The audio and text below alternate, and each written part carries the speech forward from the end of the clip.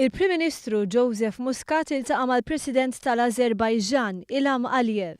F'din il-laqgħa żewġ mexxejja ddiskutew oqsma ta' kooperazzjoni u investiment bejn iż-żewġ pajjiżi, kif ukoll it-tisħiħ tar-relazzjonijiet li l-Ażerbajġan qed ikollha mal-Unjoni Ewropea.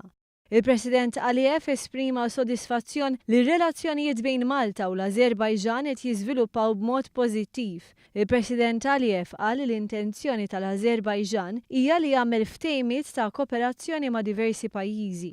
U qal li fil-fatt fl-aħħar ġimgħat kienu ffirmati 7 ftehimiet strateġiċi ma' membri tal-Unjoni Ewropea, fosthom l-Italja, r-Rumanija, Bulgarija, l-Ungerija, Polonja, Litwanja u l-Greċja. Il-Prim Ministru Malti propona li l-kooperazzjoni issa tiġi esplorata wkoll fil-qasam tal-edukazzjoni.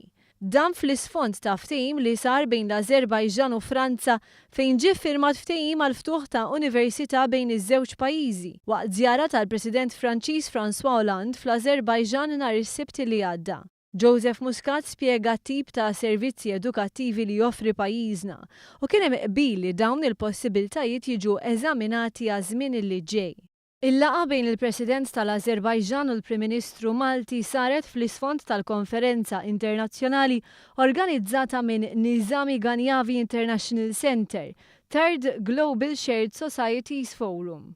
Din se tkun indirizzata minn mexxejja politiċi minn madwar id-dinja kollha, inkluż il-Presidenti tal-Bulgarija u l-Maċedonja, u se jkun hemm messaġġi mingħand il-Kanċilier Ġermaniż Angela Merkel, il-Prim Ministru tar-Renju Unit David Cameron u l-eks Segretarju tal-Istat Amerikan Henry Kissinger.